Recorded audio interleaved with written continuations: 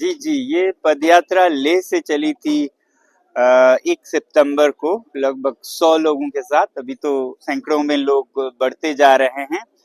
तो ये दिल्ली तक पहुंचेगी 2 अक्टूबर को और हमारा लक्ष्य है लद्दाख और फिर हिमालय भर के पर्यावरण की, संस्कृति की, भूमि की संरक्षण व सुरक्षा की। तो आजकल के पर्यावरण को जिस तरह से हानि पहुंच रही है और हमें भी हानि पहुंच रही है, जिस तरह से बाढ़ आ रहे हैं, कहीं अकाल पड़ रहा है, कहीं ग्लेशियर्स हमारे पिघलते जा रहे हैं, तो ऐसे में हर तरह के प्रावधान, हर औजार के साथ हमें हिमालय की संरक्षण करने की जरूरत है। और हिमालय में भी जो उच्चे हिमालय हैं लद्दाख की तरह, जहां पर सारे ग्लेशियर्स है उनकी, तो लद्दाख में संविधान का जो अनुच्छेद 144 में 6वां शेड्यूल है, 6 शेड्यूल, वो ऐसी संरक्षण देती है। स्थानीय जनजातीय जो जनता है उन्हें अपने इलाके का प्रबंधन खुद करने के, मगर उसकी जो आश्वासन सरकार से मिली है उस पर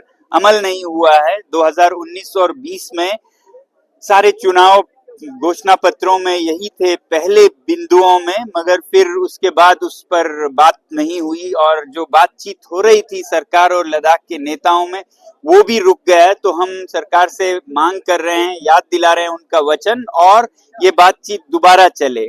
तो ये है स्थानीय स्तर पर लद्दाख या हिमाचल या पूरे हिमालय का संरक्षण हो। फिर राष्ट्रीय स्तर पर हम चाहते हैं कि देश में सत्य की मूल्य रहे, वचनों का कीमत रहे। तो जो चुनावों में वचन दिए जाते हैं उन पर अमल हो, उनको पूरा किया जाए, यही याद दिलाने के लिए हम ये यात्रा कर रहे हैं। फिर विश्व के स्तर पर जिस तरह से जलवायु परिवर्तन हो रहा है, जिसका असर तो हर जगह हो रहा है और ज्यादा होगा, मगर हिमालय में बहुत ही तीव्र देखा जा रहा है। तो उसमें हमें बहुत जरूरी है कि सिर्फ सरकार से नहीं, लोगों से भी, नागरिकों से भी हम अपील करें कि वो भी ऐसा जीवन जिएं जो कि प्रकृति को हानि ना पहुंचाएं। शहरों में जो रहने वाले आबादी हैं वो गांव और पहाड़ों में रहने वालों से 10 गुना ज्यादा स्रोत साधन प्रयोग करते हैं और उनकी जरूरतों के लिए पहाड़ों में फिर खनन होता है,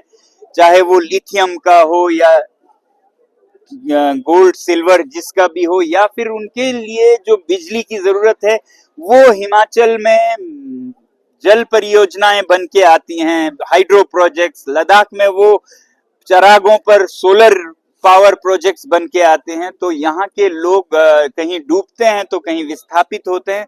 तो ऐसे चीजों से रोकने के लिए सिर्फ सरकार ही नहीं, शहरों में रहने वाले लोगों को भी ऐसी जीवन जीनी चाहिए कि वो अपने जो प्रयोग हैं वो कम करें, आदि करें बिजली का या अन्य उत्पादों का। तो हमारे पहाड़, हमारी जीवन, हमारी संस्कृति भी बच पाए। तो ये हमारे मुख्य 2 हैं, संरक्षण हिमालय का, लद्दाख का, और फिर विश्व के स्तर पर लोगों से अपील।